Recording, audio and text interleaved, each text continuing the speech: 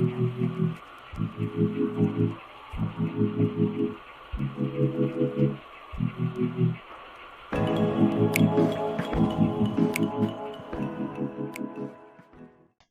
puasa, tapi jangan melalaikan olahraganya ya, seperti itu.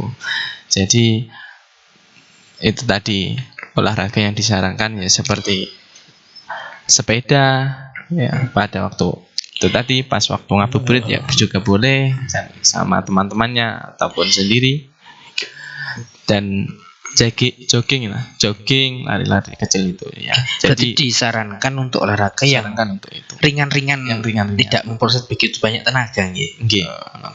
Oke. Sudah rekan Narawing ya? Sudah. Baik, itu ya rekan Anita yang dari Telatah Melis ini. Pertanyaannya luar biasa.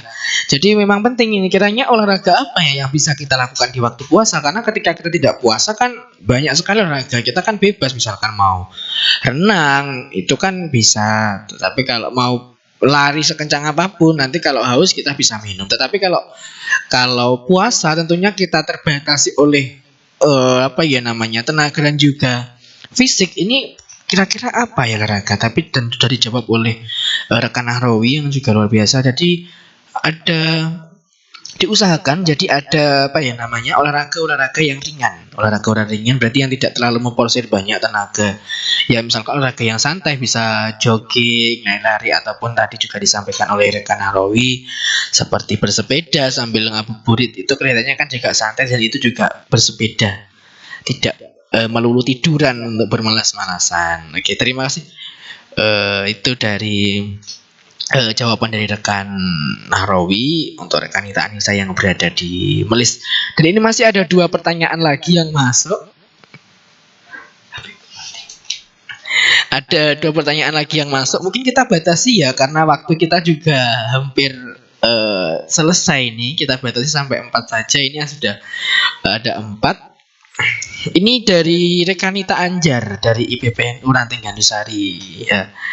Tentang tadi sudah dijelaskan definisi sehat, definisi olahraga. Sekarang ini ada pertanyaan, definisi sehat lahir dan batin itu seperti apa? Monggo nanti bisa rekan Nahrawi dulu menyampaikan, atau rekan Anissa, dan atau nanti kolaborasi, karena ini kaitannya lahir dan batin ini seharusnya ya olahraga ya batinnya itu. Oke, monggo silahkan, siapa dulu yang akan menjelaskan? Baik, dari pertanyaan dari Rekanita Anjar ya. Nah, ini pertanyaan yang memang agak menggelitik kita karena kita harus menjelaskan definisi sehat lahir batin, sedangkan kadang kita itu masih mengalami gangguan di sehat batinnya. Batinnya tertekan, banyak tugas. Iya. Jadi definisi sehat lahir batin ya, berdasarkan teori yang saya pelajari atau dari pendapat saya pribadi ya. Definisi sehat lahir batin itu merupakan kondisi terpenuhinya kebutuhan psikologis kita ya. Yang pertama fisiknya ya, terpenuhinya kebutuhan fisik, kemudian psikologisnya, kemudian spiritualnya, kemudian sosial kita. Nah, yang hal paling penting untuk definisi sehat batinnya itu tercukupinya kebutuhan rasa kasih sayang. Ini agak bingung ini. Memang karena kita itu belum dikatakan sehat ketika kita kekurangan kasih sayang. Ya. Jadi kalau bisa ya kita terutama sebagai pelajar ini. Iya.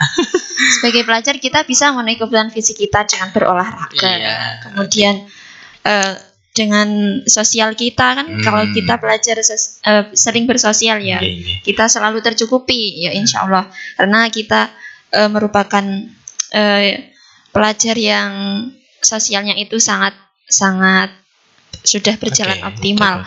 Kemudian kasih sayang bukan dalam arti kita memiliki pacar, bukan, tapi kita itu harus menyeimbangkan antara kita memberi sayang kepada orang lain, baik keluarga maupun teman, kemudian kita merasa disayangi terutama dari keluarga dan juga teman ya. Kemudian kebutuhan spiritual ya. Kita juga harus terpenuhi kebutuhan spiritual biar bisa dikatakan kalau kita sudah sehat lahir batin. Seperti halnya kita tetap melaksanakan ibadah ya, ibadah sesuai dengan ajaran kita ya. Oke, Seperti apabila di bulan Ramadan ini ya, kalau bisa kita harus mencukupinya dengan apa yang biasa dilakukan di bulan Ramadan, seperti tadarus ataupun mengaji ya, seperti itu. Iya. Intinya biar kebutuhan kita itu bisa tercukupi ya. Karena yang saya katakan tadi bahwa sehat jasmani sehat lahir batin itu harus tercukupi dari mulai fisik, psikologis, spiritual maupun sosialnya, dan juga kasih sayangnya. Oke, luar biasa ya. Terima kasih rekan Anita Anissa yang sudah memperjelaskan sangat jelas sekali. Memang sehat lahir batin itu agak sulit ya, memang kadang orang itu secara fisik tercukupi, kadang secara kasih sayang masih kurang. Apalagi tadi kalau ada 4 kategori yang dinamakan sehat lahir batin, mulai dari fisiknya, kemudian spiritualnya, sosialnya, dan tadi juga kasih sayang. Jadi itu sudah sangat jelas sekali yang disampaikan jawaban dari rekanita Anissa. Dari untuk rekanita Anjar yang dari Ranting Gandusari. Selanjutnya untuk pertanyaan terakhir dari rekan Yasin ya, dari Ibnu Ranting Jajar. Dari jauh, dari Jajar saja radionya sampai ke sini nih. Luar biasa jangkauannya untuk Kalijaga FM ini ya. Ini pertanyaannya juga arahnya juga nih kesehatan juga dan juga ke fisik juga ini kelihatannya. Komponen sehat jasmani rohani yang sesuai situasi pandemi saat ini. Bagaimana komponen sehat jasmani dan rohani yang sesuai situasi pandemi saat ini. Jadi mungkin yang dikatakan sehat jasmani dan rohani itu yang seperti apa dalam situasi pandemi ini. Apakah juga sama dengan situasi yang lainnya? Mungkin itu ya, kalau saya menangkap dari pertanyaannya rekan Yasin ini, komponen sehat jasmani dan rohani di masa pandemi itu yang seperti apa gitu. Monggo mungkin bisa dijelaskan rekan Nahrawi atau nanti juga ditambah oleh rekan Anissa. Monggo. Ya, terima kasih atas pertanyaannya, Kang Yasin ya. Kang Yasin ini. Ya sebelah. Iya. Sebelah. Tetangga ya. Tetangga. Ya, kalau masalah mengenai komponen sehat jasmani rohani ya, dalam olahraga atau dalam diri kita, yang jelas pasti yang pertama mempunyai daya tahan ya. Manusia itu pasti mempunyai daya tahan yang disebut biasanya endurance ya. Dalam olahraga pun juga demikian. Biasanya olahraga itu yang melakukan atau yang di forsir untuk meningkatkan daya tahan ya, seperti halnya ya seperti angkat besi dan lain sebagainya. Itu ya aslinya olahraga ataupun kegiatan kita setiap hari itu pasti mempunyai komponen-komponen kesehatan jasmani rohani ya, seperti tadi daya tahan ya, yang di situ ada lagi kekuatan ya, misal tadi ya kayak seperti angkat besi, dia bukan hanya daya tahan yang diforsir, cuma kan diutamakan, tapi di sisi lain kan juga ada kekuatannya, strength. Jadi ada lagi kelincahan. Kalau di dalam olahraga tertentu yang terdapat kelincahan ya, seperti halnya ya, lari cepat ya. Lari itu diforsirkan untuk kelincahan gitu ya, seperti itu. Jadi setiap olahraga itu tadi ada hal-hal yang diutamakan.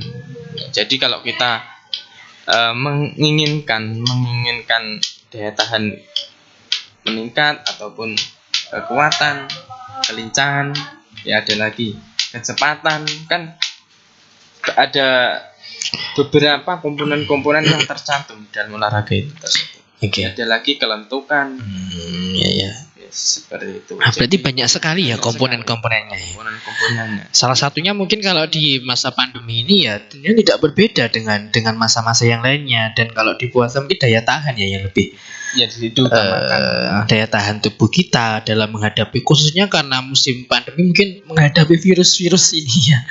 Ya. Daya tahan tubuh kita sangat Yang terpenting lagi masalah mengenai makan. ya, pola makan itu ya. Pola makan. Aslinya itu kan pola makan ini yang penting rutin. Iya, betul Jadi, sekali.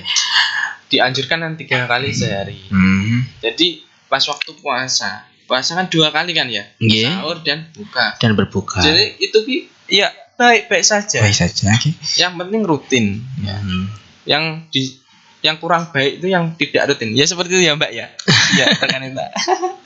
Jadi yang saya dapat ya itu tadi. Kalau masalah mengenai jasmani, rohani itu yang diutamakan aslinya ya juga pola makan juga.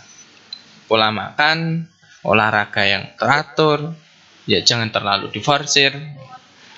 Ya harus mengetahui komponen-komponen ya, itu tersebut. Jadi ya pertanyaan ini tadi yang ya sangat bagus karena betul. setiap olahraga kita juga menyeimbangkan lah kebutuhan tubuh. Misal tubuh kita kekurangan kelincahan, apa yang harus dilakukan ketika olahraga. Benar sekali. Kurang kecepatan ya, atau kelentukan, mungkin kalau kelentukan ya senam kan seperti itu.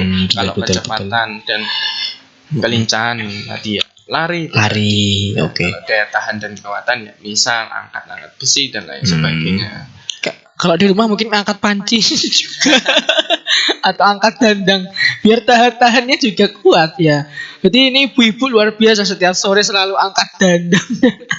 Olahraga juga. Iya, luar biasa ini angkat-angkatan ini ya. Jarang lah kalau ibu-ibu itu sakit karena ya itu tadi. Olahraganya luar biasa.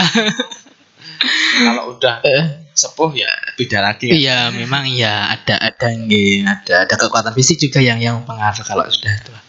Oke, cukup. Rekan Arabi ada lagi yang disampaikan? Ya mungkin itu saja. Oke, terima kasih. Rekan Nita Anissa mau menambahkan atau seperti apa untuk komponen-komponen ini? Ataukah cukup? Silahkan kalau ingin menambahkan untuk pertanyaan yang terakhir mungkin ini ya. Mungkin sedikit menambahkan ya. Gimana kalau komponen jasmani rohani kan tentunya juga ada yang namanya kita harus sehat secara jiwanya ya. Secara jiwanya. Jadi komponen yang perlu kita tingkatkan ya, itu kita juga harus menjaga kestabilan pikiran juga. Karena dalam hal ini tuh kan pelajar masih terbebani dengan adanya tugas-tugas ya seperti itu. Selain secara jasmaninya tadi yang sudah dijelaskan, jadi secara rohaninya juga harus seimbang seperti itu. Mungkin yang bisa saya tambahkan itu saja. Oke, terima kasih rekan Nita Anissa ya, Anissa yang sudah menambahkan dan memperjelas kembali. Ya dari rekan Tekan Yasin ya, atau Kang Yasin ini biasanya ya. Ahli kangkangan. Mungkin itu pertanyaan dari teman-teman semuanya. Sudah selesai, nggak ada pertanyaan lagi nih yang masuk. Kru ada pertanyaan lagi yang masuk? Tidak ada ya? Sudah cukup ya? Oke, baik, terima kasih. Dan sekiranya sudah tidak ada pertanyaan lagi dan waktu juga sudah menunjukkan pukul 10, ya ini selesai. Dan mungkin nanti kita juga akan menjadwalkan kembali bisa bertemu, dan juga nanti bukan saya undang ya, ini harusnya ya datang lagi ke sini ke studio kami di Kalijaga. Ya tidak hanya satu kali ini, mungkin nanti kalau pengen kembali lagi ke sini monggo dengan tema-tema yang lain tentunya yang sepadan dengan kita, karena kita belajar ya disampaikan sebisa mungkin kita dan sebaik mungkin kita itu ya. Terima kasih juga saya ucapkan kepada pemateri kita atau yang sudah memberikan banyak ilmu kepada kita. Ada rekan Nahrawi. Nama lengkapnya siapa? Muhammad Nahrawi Latif. Ya, ini kalau tadi belum saya bacakan ya kurikulum fitnya. Dia adalah kalau rumahnya di Ngerayung, dia salah satu juga ketua ranting Ibnu Ngerayung. Ya, ini Imam Nahrawi dan juga bergabung di PAC Gandusari selaku koordinator Departemen Olahraga. Ya, dan yang satunya tadi ada rekanita Anissa Indari. Iya, rumahnya dekat sini, rumahnya Melis itu saja. Kemudian juga bergabung di PAC Gandusari. Beliau sekarang si sekretaris IPPNU Gandusari. Jadi memang ini orang-orang luar biasa yang datang pada kesempatan pagi hari ini. Dan juga terima kasih juga kepada seluruh kru dari departemen apa yang namanya saya lupa. Departemen Lemper, bukan Lemper ya, tapi Lempers, Lembaga Pers PAC Gandusari. Dan mungkin nanti juga mau diupload juga video kita di Santri Gandusari ya. Santri Gandusari atau di apa itu tadi?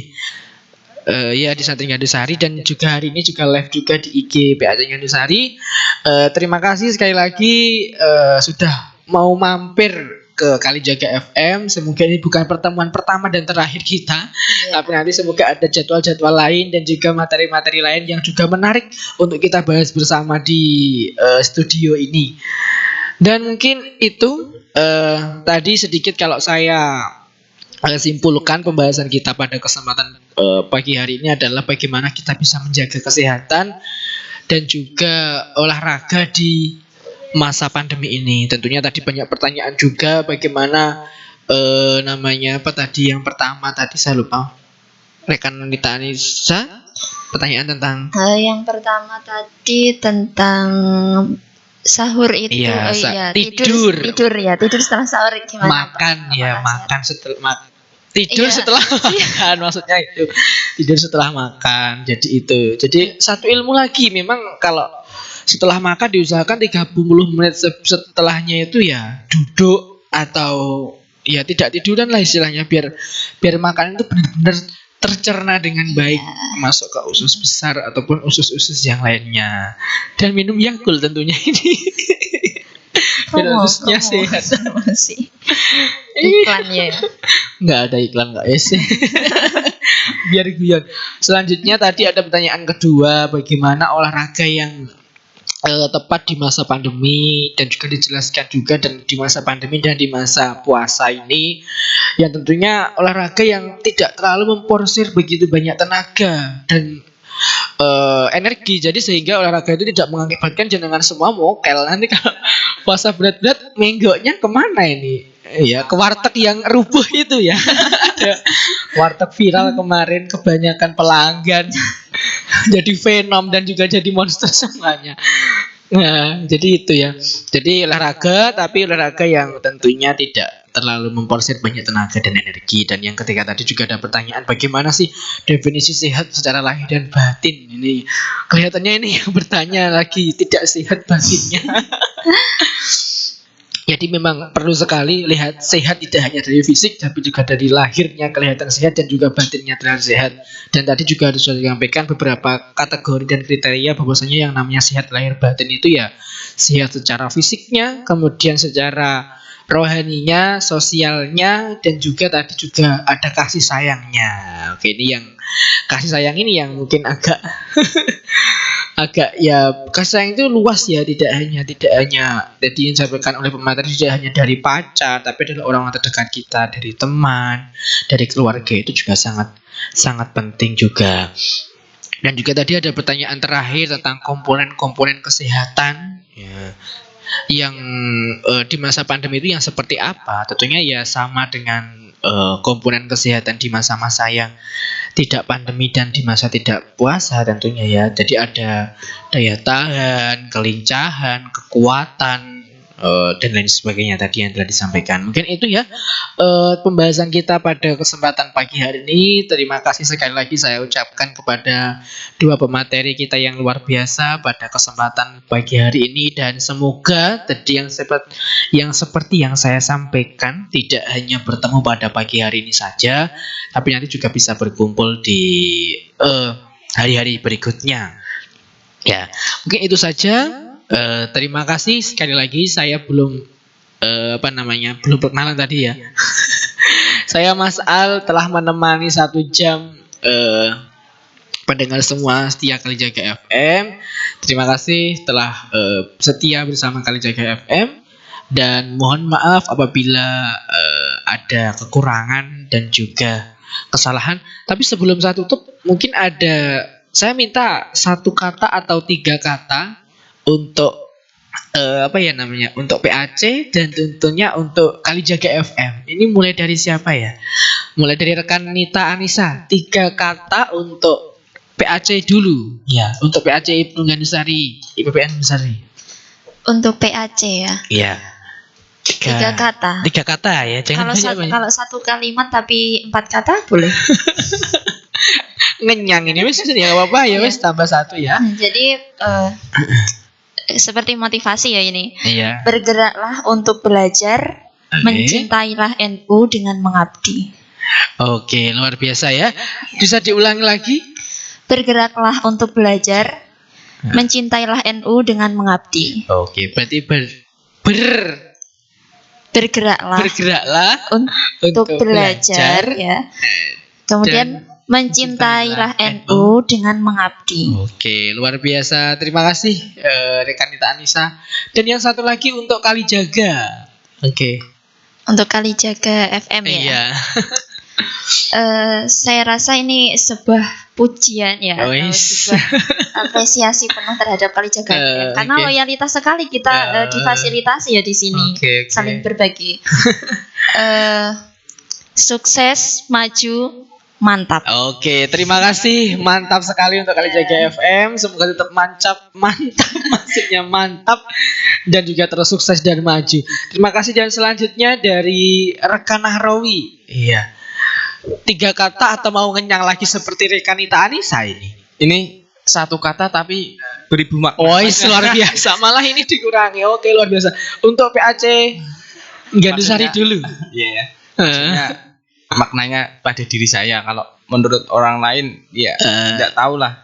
Tapi kalau menurut saya ini banyak maknanya. Oke. Pokoknya intinya 1 ya.